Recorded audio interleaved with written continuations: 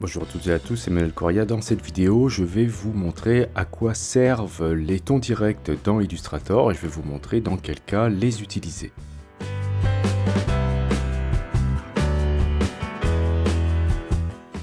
Les tons directs sont très fréquemment utilisés lorsqu'on essaye de sortir des couleurs que l'on ne peut pas imprimer en quadrichromie. Alors pour rappel, la quadrichromie est un procédé d'imprimerie qui permet de reproduire donc des couleurs par synthèse soustractive. On utilise pour cela 4 plaques de couleurs, le cyan, le magenta, le jaune et le noir, et ce procédé est très fréquemment utilisé pour les impressions en grand nombre. Le problème de la quadrichromie, c'est que le nombre de couleurs qu'on est capable de reproduire dans ce mode est beaucoup plus restreint que celui que l'on peut voir sur un écran. Si on regarde un diagramme comme celui-ci, on voit que l'œil humain, voilà, qui ici la grosse patate, est capable de voir toutes ces couleurs. Un moniteur ici, le triangle bleu, est capable de voir ces couleurs-là. Donc vous voyez, par rapport à l'œil humain, c'est déjà beaucoup moins. Et ici, on a cette forme en rouge ici, qui représente l'ensemble des couleurs qu'une imprimante est capable de reproduire. Donc on voit que vraiment, il y en a beaucoup moins et on se rend tout de suite compte que l'imprimante est en fait le maillon faible de la chaîne graphique. Alors quels sont les moyens à notre disposition lorsqu'on souhaite imprimer des couleurs qui ne sont pas dans le mode de couleur cyan, magenta, jaune et noir? Eh bien, on va utiliser pour cela d'autres couleurs, d'autres plaques de couleurs, uniquement pour reproduire certaines couleurs impossibles autrement. Évidemment, le procédé a un coût, puisqu'on rajoute une couleur, donc il faudra l'utiliser vraiment lorsque ce sera absolument nécessaire. Donc voilà, ici j'ai un cas concret, ce document est en RVB, donc je peux me permettre d'afficher des couleurs très vives sans souci à l'écran, mais il va falloir se poser la question de sa possible sortie en cyan, magenta, jaune et noir. Admettons que votre client tienne absolument à avoir une couleur de ce type, eh bien il va falloir discuter avec lui pour trouver une solution. Alors avant de convertir ce document en cyan, magenta, jaune et noir, j'aimerais juste vous dire qu'il est maintenant admis qu'il faut travailler en RVB dans un premier temps et ensuite faire les conversions à la fin. Pourquoi? Pour plusieurs raisons. Déjà parce que un document maintenant sera à la fois disponible souvent en version écran, pour les sites internet par exemple, ou pour les newsletters, et aussi vous disposez d'un grand nombre de cyan, magenta, jaune et noir. Il n'y a pas un seul cyan, magenta, jaune et noir, donc il faudra savoir lequel utiliser, et pour cela il faudra se rapprocher de l'imprimeur bien sûr. Donc ce qu'on va faire ici, c'est simuler par exemple une discussion avec un client, voir quelle solution on peut trouver pour sa couleur. Déjà, on peut imaginer qu'on a notre imprimeur qui nous a donné le profil de ces machines et on va admettre aussi qu'on les a déjà installées sur notre ordinateur. Même si je suis en mode RVB, ici je peux demander à Illustrator de me montrer les couleurs telles qu'elles seront plus ou moins lorsque ce sera imprimé en mode cyan, magenta, jaune et noir. Pour cela, j'ai la possibilité dans Illustrator de réaliser ce qu'on appelle de l'épreuvage écran. Je vais aller ici dans le format d'épreuve, cliquer sur personnaliser et je vais aller chercher dans la liste ici le périphérique de simulation. On va dire que le cyan, magenta, jaune et noir qu'on me conseille, c'est le ISO quotide V2 à 300%. Si vous ne l'avez pas, vous pouvez choisir par exemple Infogras 39 standard. Une fois que vous avez fait ça, vous cliquez sur OK et vous allez voir tout de suite, voilà, vous avez vu la différence, la couleur ici est devenue très terne et vous pouvez ensuite désactiver, toujours dans l'affichage ici, la couleur d'épreuve, tac, pour revenir avec l'affichage RVB. Bien alors, ce qu'on va faire, c'est qu'on va essayer de trouver dans un nuancier des couleurs qui peuvent se rapprocher de ces couleurs-là. Par exemple, il existe des nuanciers, par exemple chez Pantone. Pantone, c'est une marque de couleurs, et vous allez pouvoir déjà trouver énormément de couleurs intéressantes dans ce type de nuancier. J'ai ici les solides quotides. Donc ce genre de choses, ça s'achète. Et vous allez les retrouver dans Illustrator. C'est-à-dire que là, imaginez que vous avez votre client à côté de vous, vous pouvez choisir la couleur qui va le mieux se rapprocher de la couleur qu'il espère pour son logo. Et une fois que vous aurez défini cette couleur-là, il faudra le spécifier dans Illustrator. Vous allez les retrouver, ces couleurs, en cliquant depuis le panneau nuancier ici sur l'icône bibliothèque. Et vous avez ici catalogue de couleurs. Vous allez trouver pas mal de nuanciers déjà disponibles. Et les Pantone se trouvent ici. Alors, j'ai dit le mot Pantone, mais vous avez bien sûr d'autres types de sociétés qui proposent des nuanciers, bien sûr. Et on va retrouver ici les solides coated à ce niveau-là. Attention, lorsque vous voyez CMYK, hein, ce qui signifie en fait cyan, magenta, jaune et noir en anglais, ça veut dire que c'est une simulation des couleurs Pantone dans le mode cyan, magenta, jaune et noir. Ce n'est pas vraiment des tons directs.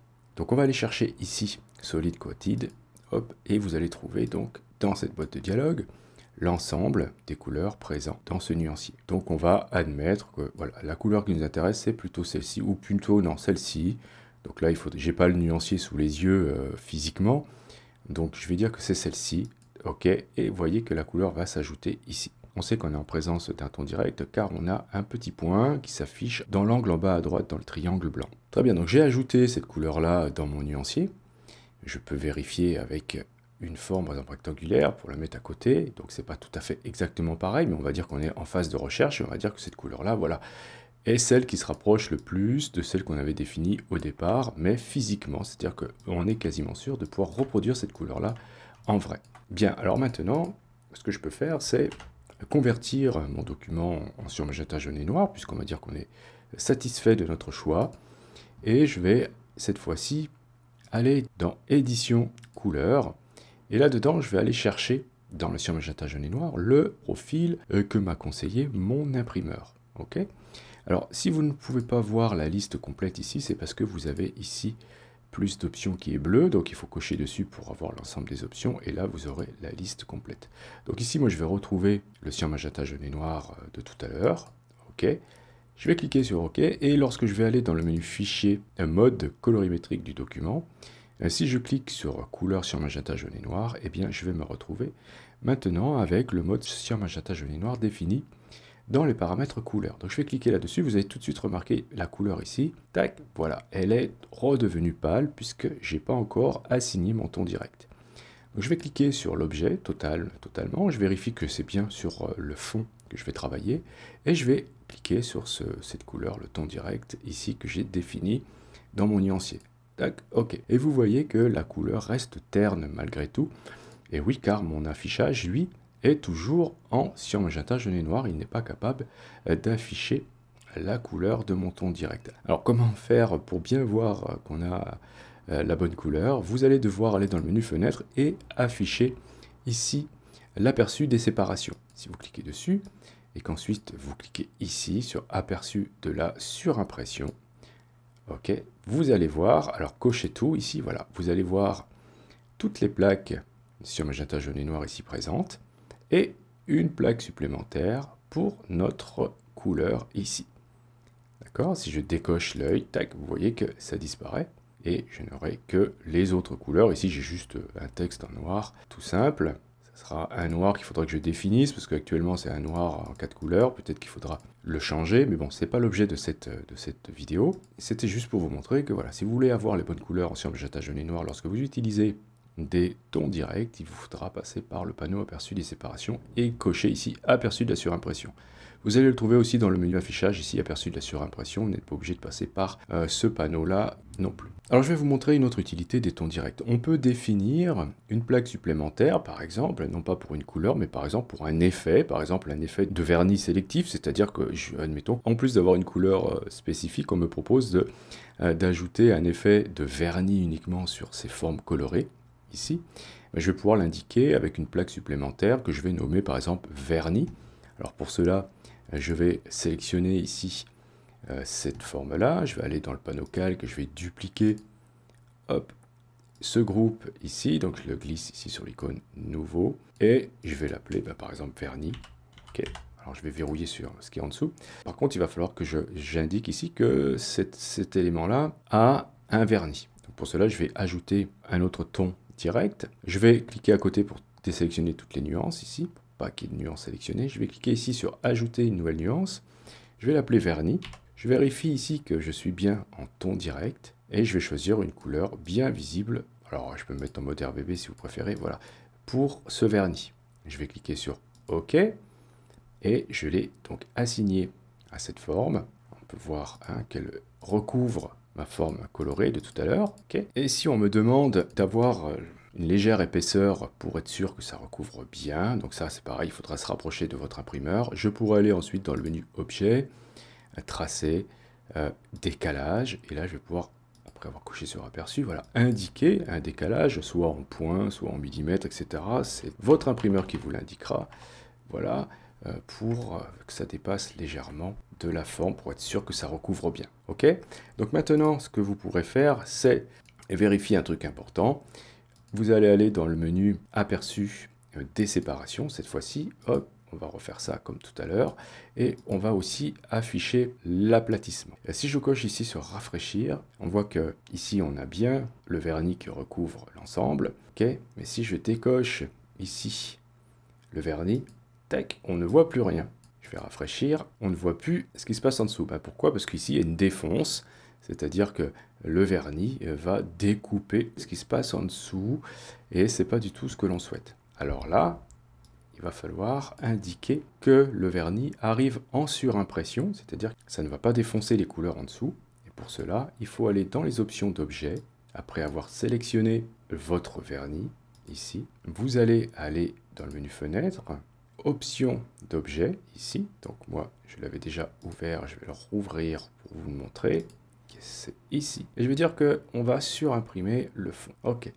Donc maintenant, on voit que ça ramène la couleur en dessous après avoir décoché le vernis. Donc si je remets le vernis, on voit que le vernis arrive par-dessus. Okay, il déborde un peu et il n'a pas défoncé la couleur en dessous. Alors c'est normal hein, qu'on le voit de cette couleur-là et non pas en violet, car comme on est en surimpression, on a cet effet-là, mais normalement c'est du vernis.